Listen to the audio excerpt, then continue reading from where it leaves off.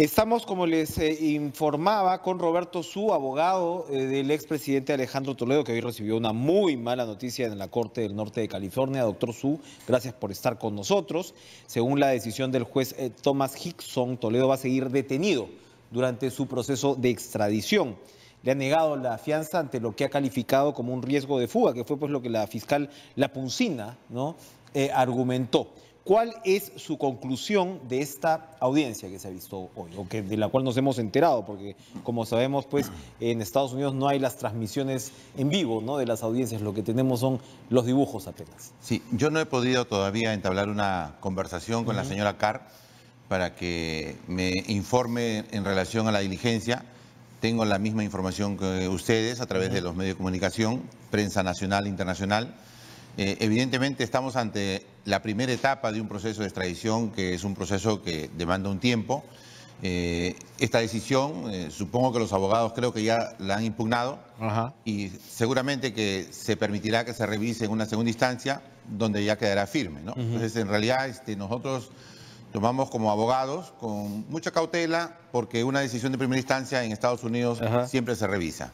Ahora, el señor Martinelli, expresidente de Panamá, se quedó preso un año, ¿no?, en una cárcel de Florida. Y fue un año exactamente el proceso de extradición y fue a su país. Sí, la situación jurídica de las personas varía, ¿no? O sea, no porque Martinelli estuvo un año, Toledo va a estar un año, ¿no? Puede tener más tiempo, menos tiempo, eso no se puede determinar. Ahora, ubíquenos, por favor, en el tema de la defensa. Ahora, el señor Joseph Rusonielo, que había sido presentado como abogado para este proceso de extradición, ya no lo es. O sea, duró solamente esta audiencia. ¿Eso está confirmado? Sí, es los trascendidos. Usted sabe que el presidente Toledo tiene dos abogados, asesores externos que lo han acompañado durante estos 2 años en Estados Unidos. El señor Noriega y el señor Douglas. Douglas, ¿no? Entiendo que este abogado es parte, de repente, ese staff de abogados y de repente tiene una expertise en esta materia y por eso se debe su participación solamente a un caso. Pero no conozco los detalles en realidad. Ahora, el señor, según leo acá, correo, ¿no?, ha dicho el señor Rusonielo en la audiencia que no conseguiría justicia por ser indígena. ¿Ese es un punto de la estrategia del expresidente? O sea, no, yo desconozco, yo en realidad, Enrique, desconozco cuáles son los argumentos que ha utilizado y que va a seguir utilizando la defensa de Estados Unidos. Yo he sostenido que esos casos están en manos de los abogados americanos y corresponde a ellos establecer. En todo caso, los medios debieron haber tratado de conversar con él para entrar en un poco de detalles. Ahora, otro de los puntos, y yo creo que ahí sí probablemente me lo pueda comentar, lo ha dicho la periodista Liliana Michelena, ¿no?, es que existen problemas, dice, de procedimiento, dijo Rusonielo, ¿no?, que lo hacían a él oponerse a la extradición, porque es una investigación, no un caso en la corte. Recordemos que Toledo enfrenta este proceso de extradición en virtud a la demanda del primer cuadernillo de extradición, que es el caso Odebrecht, ¿verdad? No el caso de Coteva. En el caso de Coteva ya hay una acusación fiscal que precisamente le ha presentado Rafael Vela, que estuvo allá, pero en el caso Odebrecht, que inicialmente lo presentó el señor Hamilton Castro, el fiscal predecesor en el caso del equipo Lava Jato, no hay todavía una acusación penal. ¿Para ustedes eso también, digamos, debilita el caso de la Fiscalía, o mejor dicho, favorecería a Toledo?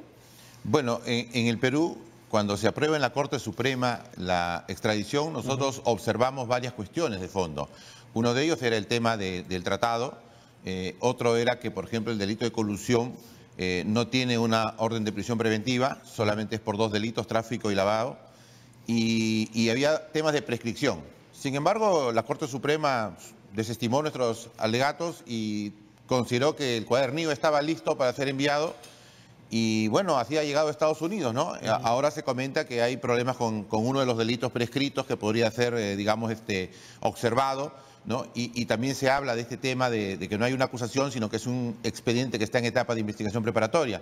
Pero finalmente creo que es la justicia americana la que tiene que pronunciarse al respecto y de acuerdo pues a las experiencias que tienen ellos en la aplicación del tratado. Ahora, otra de las razones que ha dado el juez, que parece crucial, es el tema del dinero que se habría encontrado en la casa donde vivía el señor Toledo.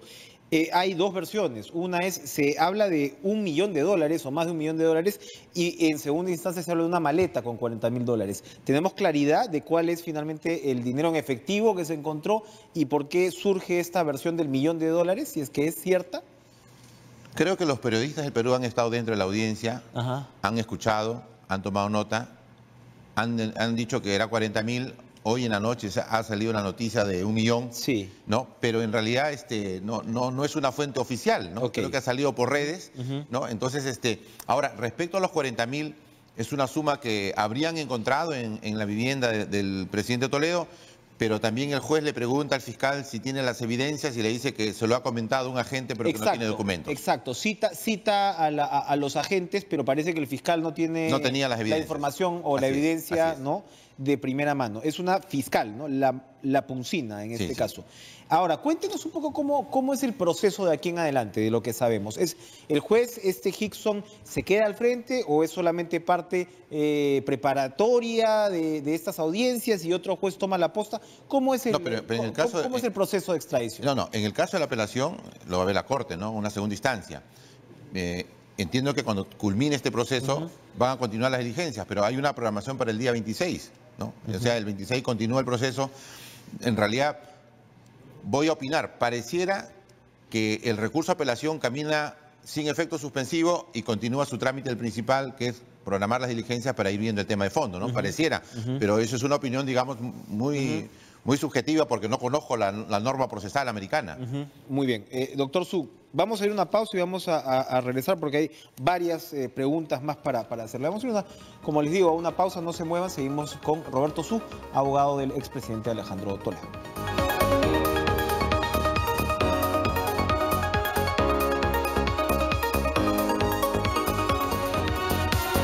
Doctor Roberto Su, abogado de Alejandro Toledo. A ver, es particular porque, claro, ustedes tienen que enfrentar un proceso que es ante un sistema de justicia que no es el peruano, donde decíamos fuera de cámaras, cada estado tiene prácticamente sus códigos y sus procedimientos, ¿no? El señor Toledo ha sido asesorado por este abogado Douglas, que él está basado en Washington, ¿no? Pero para este momento, que como vemos es un abogado fugaz, ¿no?, el señor Rusonielo, estaba especializado, por supuesto, en la litigación de California. ¿Ustedes tienen algún tipo de contacto con estos abogados? ¿Hay una coordinación? ¿Cómo se lleva a cabo un caso tan evidentemente complejo como este, de lo que nos pueda contar? ¿Ustedes han alimentado de información a esos abogados? No ha habido una comunicación directa con los abogados de Estados Unidos. Nuestra coordinación siempre ha sido con el presidente Toledo.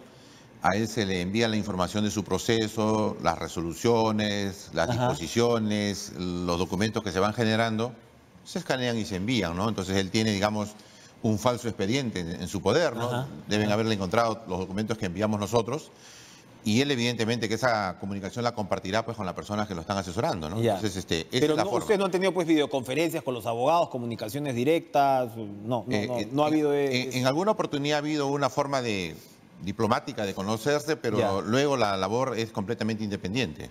¿Y eso por qué? ¿Eso es por el sistema americano de defensa? ¿Por qué? Bueno, por ejemplo... Porque me imagino que si usted trabaja acá con algunos abogados, pues coordina evidentemente Claro, con pero es ellos, que ¿no? coordinamos temas de Perú, ¿no? Pero en este caso, por ejemplo, nosotros para la defensa en el Perú no necesitamos nada de Estados Unidos. Pero ellos para la defensa del presidente sí necesitan la información de lo que pasa en el Perú. Por eso que al patrocinado se le envía la información de sus procesos permanentemente para que él tenga conocimiento. Mientras Toledo entonces esté recluido, Elian Carp va a ser tendría que ser la persona, ese contacto, si le solicitan esa información. Claro, ellos indicarán con qué persona se va a hacer los nexos de comunicación para seguir suministrando la información de Perú. Ahora, repito, Toledo enfrenta este procedimiento por el primer cuaderno, que es el caso Odebrecht. La acusación penal hasta ahora por 16 años o 15 años y pico la tiene por el caso Ecoteva, que en realidad es lo mismo, ¿no? Estamos hablando de supuestos sobornos que terminan en la compra de propiedades de lujo e hipotecas y bueno, en fin, Toledo lo ha negado todo. Si se presenta finalmente un segundo cuadernillo de extradición, como parece pretender el fiscal Rafael Vela, ¿qué giro tomaría el caso? ¿Eso haría que el caso se modifique de alguna forma? Porque, insisto, ya está en curso por un caso específico, que es el caso Odebrecht, ¿no?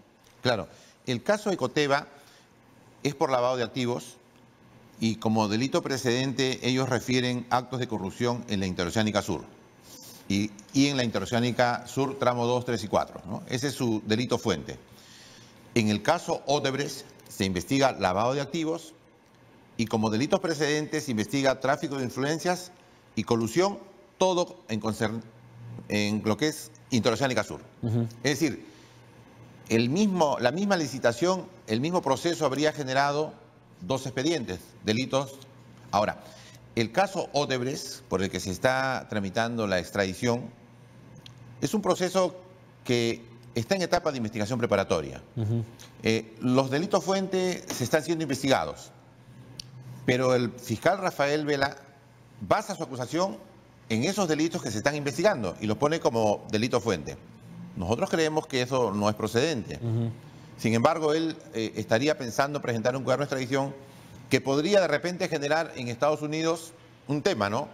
2 cuadernos, 2 expedientes, 2 pedidos de extradición por los mismos hechos, por los mismos delitos. Y creemos que eso técnicamente no corresponde y nosotros como defensa consideramos que el caso Odebrecht no debió abrirse nunca. Ya abrió una investigación por el caso Ecoteva y el caso Odebrecht debió... La información que recibió Hamilton Castro en diciembre del año 2016 debió remitirse al 16 juzgado para que sea un solo caso. Voy a tomarme, Cecilia, 2 minutos más con el doctor Su antes de ir a la pausa.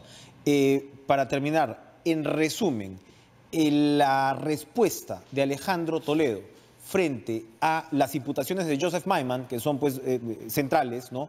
Y por supuesto, bueno, las imputaciones de Barata y el desarrollo o la ruta del dinero, ¿cuál es? Lo que señala Toledo es que Maiman está siendo presionado, es que Maiman, porque claro, Toledo ha tenido pues una serie de versiones sobre esto, comenzó con el tema del holocausto, ¿no? De la señora Fernderbuck, pasó pues por que Maiman le había dado dinero a él o a su familia para invertir, a su suegra, ¿no? Puntualmente, cuando el señor Maiman se supone pasaba, a pesar de ser multimillonario, pasaba pues por una situación bastante difícil en ese momento, por razones geopolíticas con Egipto, su gasoducto y demás. Y luego, bueno, finalmente Maiman dijo con lujo de detalles qué es lo que había ocurrido. ¿Qué es lo que dice Toledo en este punto? Después de todo este muestrario de versiones, ¿no? Maiman ha cambiado 4 versiones. 2013, todo es mío. 2017, los 20 millones son de Toledo, producto de la corrupción. 2018, 31 millones he recibido. 11 son de negocios lícitos. Y 2019, la nueva y última versión, son 35, me quedé con 15. En realidad lo que sostiene el presidente es que él es ajeno a los negocios y a las actividades que ha tenido Maiman y Barata. Lo único que imputan ellos es participación de Toledo, pero ¿cuáles son las pruebas? El dicho de ellos, verbal. No hay prueba. Maiman está obligado a entregar algún tipo de evidencias respecto a Alejandro Toledo, pero no ha entregado nada. Muy bien, pero ¿cómo conectamos entonces el tema del señor Barata y el señor Maiman? Ustedes de ahí me dicen, no se sabe si le llegó la plata a Toledo, pero lo que es clarísimo en la declaración de Barata, reincidente además, es que Toledo le pide el dinero, es que se hace el pago del dinero. Se dicen, no sé si le llegó, pero entonces, ¿cómo así que Toledo pide con lujo de detalles? Y bueno, hay incluso palabrotas, ¿no? Cuando Toledo le reclama que no le han dado todo el dinero de los 35 millones acordados originalmente y demás. O sea, hay un cruce, primero que la plata llegó a las cuentas de Maiman, eso está clarísimo. Y segundo, está nada menos que el ex mandamás de Odebrecht en el Perú confirmando que se dio todo el proceso. Ahora ustedes nos dicen, bueno, no sabe Barata si llegó exactamente a manos de Toledo, pero esa es una versión... Bueno, a ver, 2 cosas ahí. Débil, digamos. Es cierto que está probado que 32 millones le han entregado por el Banco Suizo. Ajá. No porque lo diga Barata o Maiman, sino porque el Banco Suizo... La plata está, la transferencia se dio. Ha informado, ¿ya? Segundo, usted parte de una premisa, dice... Barata dice, entonces Barata es San Barata. A Barata hay que creerle en forma absoluta lo que dice. Barata, cuando usted le dice, ¿y alguien hubo testigo? No, estábamos solos. Hablamos en Palacio. ¿Cómo fue? No, yo entraba por la puerta atrás. Yo fui a su casa. Es decir, la versión de Barata es verbal, sin testigos, es su palabra de él contra la palabra del presidente Toledo. Y a ninguna persona usted puede incriminar con la palabra de alguien que acusa. Y entonces los fiscales dicen, no, pero está corroborado. ¿Cómo? Porque Maiman lo corrobora, dice. Un colaborador no puede corroborar a otro colaborador, menos cuando ambos admiten que han delinquido y que quieren buscar beneficios. Pero hay un pequeño detalle, doctor Su, pues que aparece en la casita, en las casuarinas, aparece en la oficina de lujo, aparecen los pagos de las hipotecas y todo eso se realizó con dinero de Maiman. Entonces, Toledo insiste que Maiman le regaló ese dinero a la suegra. Eso se hizo en el año 2013, no hubo regalo a la suegra, hay contratos, hay hipotecas a favor de Maiman. Esa documentación está en la carpeta de expediente Coteva. Eso ha sido presentado en su momento. Por eso es que el fiscal Vela Barba no acusaba, porque lo que tenía en la carpeta no le era suficiente para acusar a Alejandro Toledo. Y ha esperado agrupar los documentos de las colaboraciones para tratar de construir un caso, lo cual es ilegal porque eso no es parte del expediente Según judicial. ustedes, Maiman está siendo presionado por la Fiscalía. ¿Maiman cambia de versión finalmente presionado, ajustado por la Fiscalía? ¿Cuál sería la razón de ese cambio de versión de Maiman? Nosotros tenemos conocimiento, porque es un hecho público, que Maiman hace 2 años tenía 3 arbitrajes por más de 400 millones de dólares por lo que le habían embargado sus gasoductos. Sí, claro. Y que estaban para resolverse, y cuando él es operado, estaban por resolverse y él necesitaba movilizarse para Él es operado por un cáncer. Sí, sí, ¿no? Una operación muy grave. Y Maiman necesitaba su libertad para movilizarse. Y tampoco le convenía estar involucrado en un tema de lavado de activos, porque él estaba resolviendo un tema que podía bloquearle sus arbitrajes. Entonces yo creo que acá hay una suma de intereses de la Fiscalía de incriminar a Toledo y de 2 señores que dan versiones verbales y se ayudan entre ellos. Primero dicen 20 y después, cuando la información llega, elevan a 35.